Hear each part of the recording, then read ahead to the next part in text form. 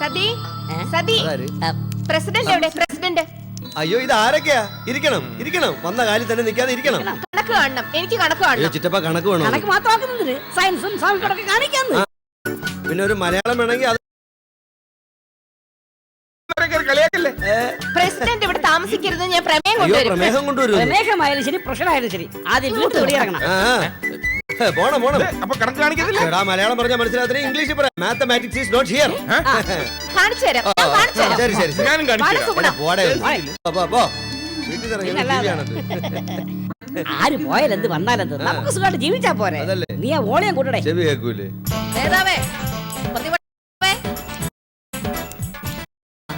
വിചാരിക്കണ്ട, ഈ വാർഷികം നിർത്താന്ന് ആരും വിചാരിക്കണ്ട. എവിടെ അവരെവിടെ? നിങ്ങളുടെ പ്രതിപക്ഷ നേതാവിനെ നാട്ടുകാരോട് ചില ഉത്തരവാദിത്വം ഉണ്ട്. ആ ഉത്തരവാദിത്വം നിറവേറ്റാൻ പോയിരിക്കുക. പ്രസിഡന്റുമാർക്കല്ലേ പണി ഇല്ലാത്തത്. പണി തരുന്നുണ്ട്, പണി തരാം. എല്ലാവർക്കും ഞാൻ പണി തരുന്നുണ്ട്. ദേ വരുമ്പോ പറഞ്ഞേക്ക്, സതി ഒരു സ്റ്റാറിനെ കൊണ്ടുവരും, ഞാൻ കൊണ്ടുവരും. സ്റ്റാർ വരാതിരിക്കാൻ വേണ്ടി എന്തെങ്കിലും തല്ലിപ്പൊളി നമ്പർ ഇറക്കിയാൽ അതേ നമ്പർ സതി തിരിച്ചു ഇറക്കും.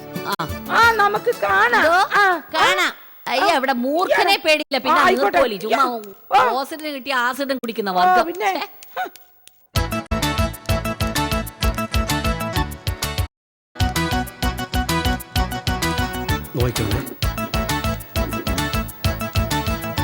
ചേട്ടാ, നമ്മൾ ഈ കാണിക്കുന്ന ചതി നോക്ക് ശകുന്തളെ, രാഷ്ട്രീയത്തിൽ ചതി എന്നൊരു വാക്കില്ല. നിലപാടുകൾ. നമ്മളൊരു നിലപാടിലാണ്. നഗറിനെ സംബന്ധിച്ചുള്ള രേഖകളിലെ ഫോട്ടോസ്റ്റാറ്റ് കോപ്പി എടുത്ത് ലീലാവ് ചേച്ചി കൊടുക്കുന്നു. രേഖ കൈമാറ്റം രാഷ്ട്രീയത്തിൽ സർവ്വസാധാരണമാണ്. അത് രാഷ്ട്രീയപരമായ ഒരു നീക്കമാണ്, ഒരു സേവനമാണ്. വെറും ചതി എന്ന വാക്കുകൊണ്ട് നമ്മൾ അതിനെ വിശേഷിപ്പിക്കാൻ പാടില്ല. ആ കിട്ടി കിട്ടി, ഫുൾ രേഖകളും കിട്ടി. വാ വാ വാടി ഇങ്ങോട്ട്. സത്യം പറഞ്ഞ അന്നാമ്മ മാഡം, എനിക്കാകെ ഒരു സംഭ്രാന്തി. റോഡ് പണിയിൽ അഴിമതി അതൊരു വൻ പ്രശ്നമാവാൻ പോകുന്നെന്നാണ് എനിക്ക് തോന്നുന്നത്. ചേച്ചി വിഷമിക്കാതെ, ഈ ഭരണവും അഴിമതി ആരോപണവും അത് ഇരട്ടപ്പെട്ട സഹോദരങ്ങളാണ്, ട്വിൻ ബ്രദേഴ്സ്. എന്ന് ഭരണമുണ്ടായോ അന്ന് തൊട്ട് അഴിമതി ആരോപണം. സ്വജനപക്ഷപാതം നടത്തിയെന്ന പ്രധാന ആരോപണം. ഇത് നല്ല കൂത്ത്. സ്വജനങ്ങളോടല്ലാതെ ശത്രുക്കളോട് പക്ഷപാതം കാണിക്കാൻ പറ്റൂ? അന്നമ്മ മാഡം ഒന്ന് പറഞ്ഞ് മനസ്സിലാക്കാം. കാര്യങ്ങൾ പറഞ്ഞു. എന്റെ അനിയനാണല്ലോ റോഡ് കോൺട്രാക്ട് കൊടുത്തിരിക്കുന്നത്. അപ്പൊ പരാതിയിൽ നിന്ന്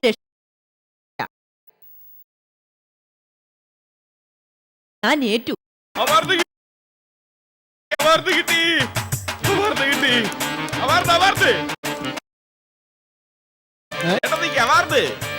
എന്താണ് അവാർഡ്? ലീലാവ് ചേട്ടത്തിക്ക്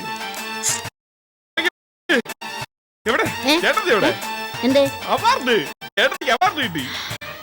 എന്റെ ഈശ്വരന്മാരെ, എന്നാലും എന്റെ ലീലാവതി കുഞ്ഞിന് ഇങ്ങനെ സംഭവിച്ചു. എന്തോന്ന് പറയണത്? ചേട്ടത്തി ചേട്ടത്തി ചേട്ടത്തി ചേട്ടത്തിക്ക് അവാർഡ്. ചേട്ടത്തി അവാർഡ്, ചേട്ടത്തിക്ക് അവാർഡ് കിട്ടി. ഏറ്റവും നല്ല പ്രതിപക്ഷ നേതാവിനുള്ള അവാർഡ്, ഓൾ കേരള കോർഡിനേഷൻ കമ്മിറ്റിയുടെ അവാർഡ്. എന്താ കാര്യം? എനിക്ക് അവാർഡ് കിട്ടി. എന്റെ ഈശ്വരന്മാരെ, ഇതൊക്കെ കേൾക്കേണ്ടി വന്നല്ലോ. ഇതൊന്നും കാണാനും കേൾക്കാതെ എന്നെ.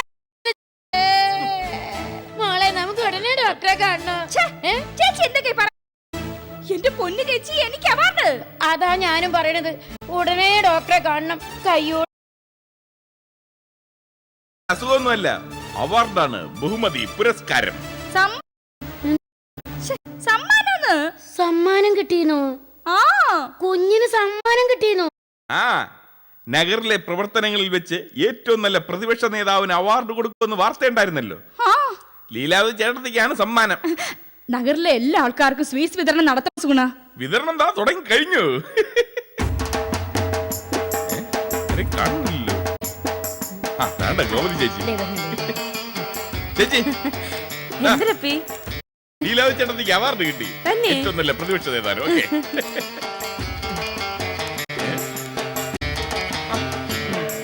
പറഞ്ഞോ, ലഡു കഴിക്കണം. എന്ത് സുഖ കാര്യം? ലീലാവതി ചേട്ടത്തിക്ക് അവാർഡ് കിട്ടി. അവാർഡാ?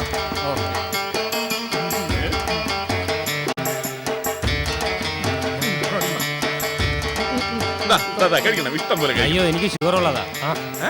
അയ്യോ ഇത് സന്തോഷമായിട്ട് തരുന്നതാ. ആണല്ലേ? കാശ് കൊടുത്ത് വാങ്ങുന്നത് കഴിക്കുമ്പോഴേ അസുഖം പിടിക്കുള്ളൂ. അത് കഴിക്കണം.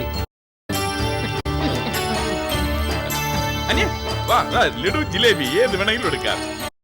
ഓ, അമ്മച്ചി നിങ്ങൾ തന്നോന്ന് കാണിക്കണം.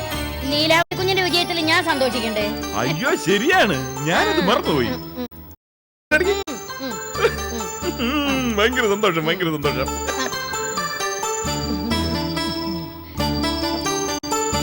എനിക്ക് സന്തോഷം സഹിക്കാൻ പറ്റണില്ലേ?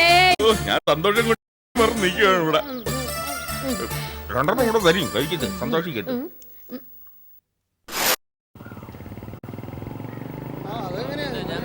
എന്ന് പറഞ്ഞാൽ എങ്ങനെയാണ് ഒരാളെ കയറ്റിവിടാൻ പറ്റും? അതിനകത്ത് രണ്ടുപേരും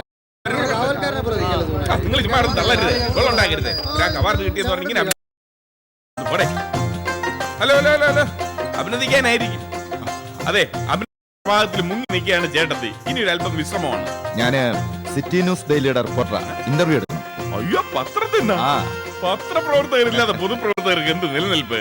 വരണം വരണം ചേട്ടത്തി, ഇതാ വന്ന് പത്രത്തിൽ നാളെ വന്ന്. ബാക്കി നിങ്ങളൊക്കെ വെളിയിൽ നിന്നാ മതി.